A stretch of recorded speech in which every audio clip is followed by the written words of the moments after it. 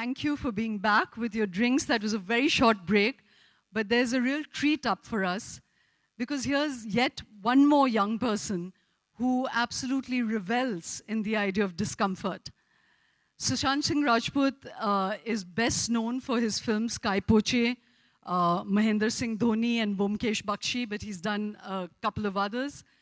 But what's fascinating about him is that he started out an engineering student. He came 7th in the All India Engineering Entrance Test, and all of us know what that means.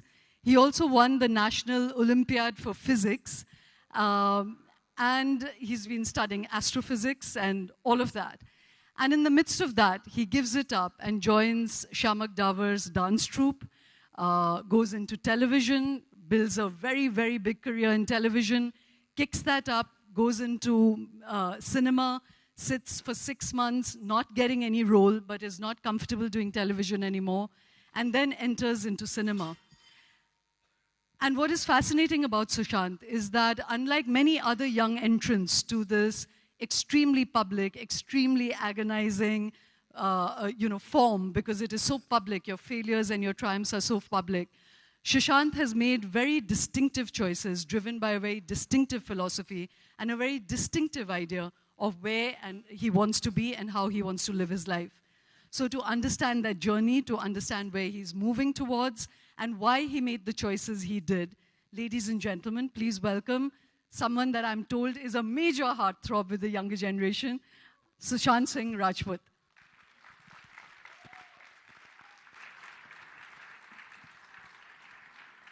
Thank you. You didn't get your mic. I think we need to give him his mic.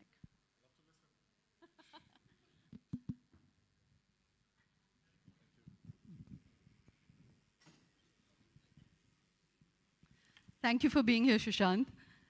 Thank you for having me here. Like all good stories, one starts at the beginning. And you have such a fascinating beginning to start with, Sushant. As we just said, it's almost inconceivable that someone who pretty much tops an engineering entrance test, gets into an engineering college, is clearly, somewhat of a genius at physics, the way we guys think of physics. Why would you give that up to go and join Shamak Davar, become an extra, part of the dance troupe in IFA, move to television? All of it would seem pretty inexplicable. So what moved you to do that? I think there was only one thing that was going for me, and that was that I was just aware. And I was told that, choose one thing, or probably they gave me that thing to be very good at. And they asked me, my parents and everybody who loved me, they said that you need to be an engineer because, being a doctor was, I have 4 sisters. So they were asked to be doctors. I was asked to be an engineer. And probably after that, if we were good at what we were doing, we were expected to sit for civil services. And that was the thing.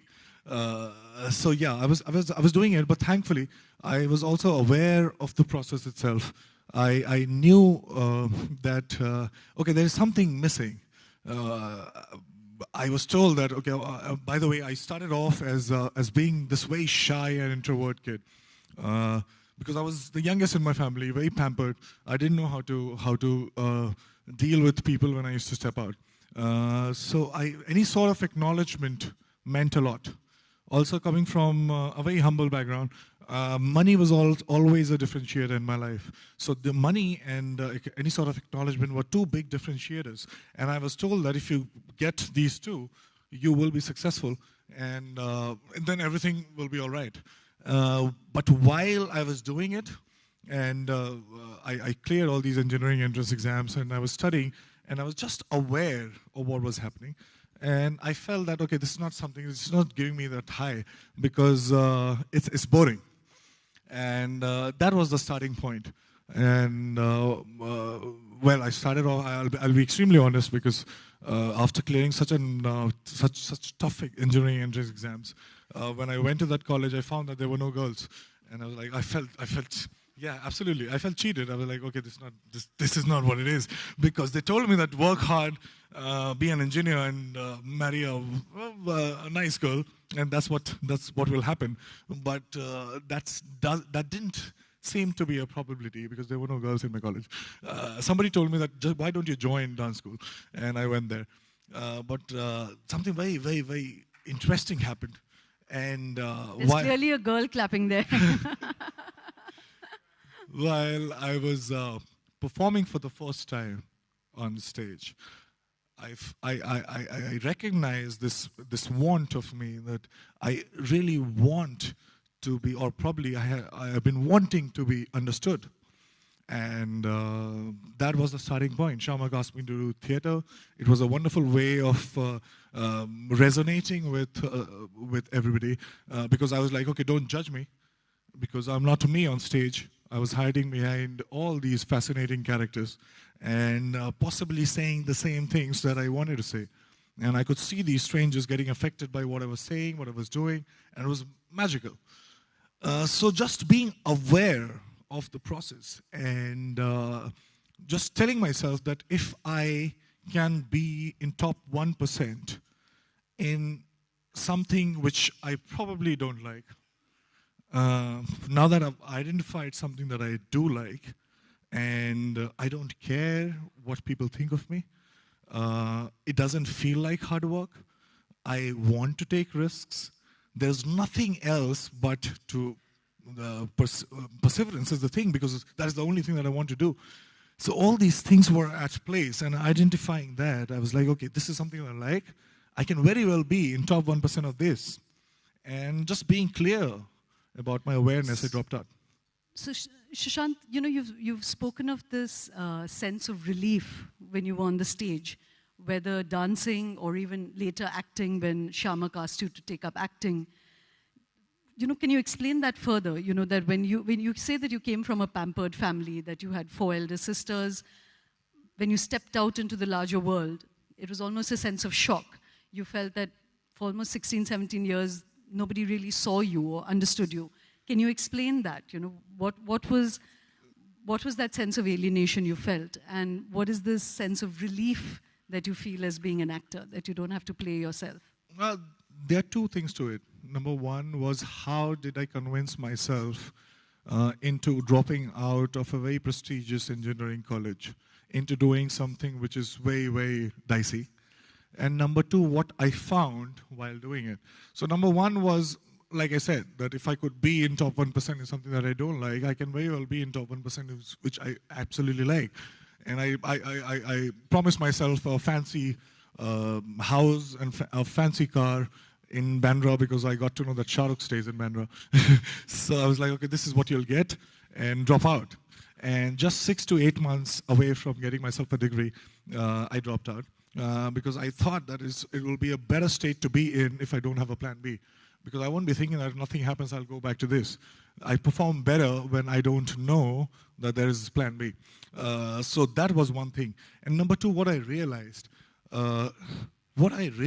was something which I think is not specific to me, but is specific to almost everybody. And there's this question mark every time you're doing something, because you expect that that certain thing would give you something, but it is not actually that. We have this tendency to overestimate the hedonic impact that has to with anything that has to do with future. We think that, okay, I'll be successful, people will recognize me, I'll be rich, and everything will be sorted. Or if I am a failure, I don't know what will happen. But when that event happens, it is not the same. And there are lots of experiments that have been done on this. And Dan Gilbert talks about it, where there is a group of, there are 2 groups. One group is these amazing, promising CEOs of the world, and they lose their limb. And there's another group when these people are actually thinking about the next meal, and they win a lottery, $1 million lottery. And what happens is there's a big spike in their mental state after that event. But after a few weeks, and let me say, I'm not exaggerating, it's not about after a few years, after a few months, it's about after a few weeks. Group A, they still don't have their limbs. And group B still have money. But that graph comes back to the original state. So we have this tendency to think that something would happen after a certain event. And I think that's a lie. That doesn't happen. But thankfully, I was doing something that I absolutely like. I give this example to everybody who asks me this. I was told to be an engineer. I enjoyed reading anything about physics or mathematics. But I was told that, okay, 4 to 5:30 is the time when you can go out and play. And I would still wait for 4 p.m. to happen. I would go out, and 4 to 5:30 would happen in 5 minutes. And I was like, okay, time is so subjective. And I'm so sure that last 11 years I've been acting, I feel like I've been living that 4 to 5:30 life. I don't know that I'm working hard. From somebody else's point of view, probably I am. But I don't know that I'm working hard. I don't think that I take risks. Like I'll give you an example that when you play a video game and you are sorted with the first level, what do? You are intrigued that what would happen in the second level, and that's the only way to go. So I try and choose scripts in which the characters I don't completely understand. And this is precisely the reason why I do it, because I don't know. So I think this thing, everybody should understand, that it is okay not to know. It is okay to admit that I don't know. And it is okay to like unpredictability. Because when once in 10 times, or probably 100 times, when you stumble upon something which is new, fresh, that is so addictive that you don't care about the 99 times that you fail. Yeah. So to come back to my earlier question, Sushant, that you said that you felt an almost excruciating shyness as a young boy, as an adolescent, even when you were in engineering college.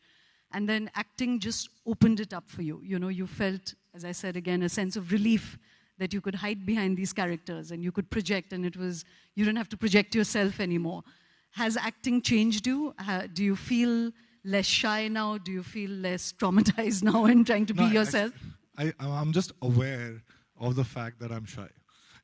I'm just okay with the fact that I have this inability to express myself. I didn't know what was why I felt so disorienting. Because the moment I used to think about something and then I wanted to put it in words, there was this inherent loss of meaning.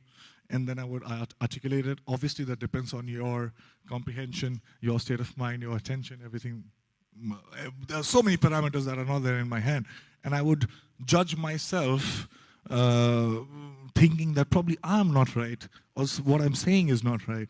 But now I know that, like I said, it is okay to be wrong.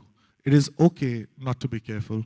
It is okay if that's personal, if that's fresh, it's something that you really believe in. It's okay to be understood to be something, probably, in physics, we are told that this is the first law, this is the second law. In mathematics, this is the right answer. So we are obsessed with thinking that there is a simple one answer to probably complicated questions. But what I've understood in the process of doing what I do is that there are no right answers. There are only ways of seeing. And it might not be my way of seeing could not be your way of seeing, but that's fine. We should be okay with this difference of looking at the same thing differently, and then probably collaborate and explore together.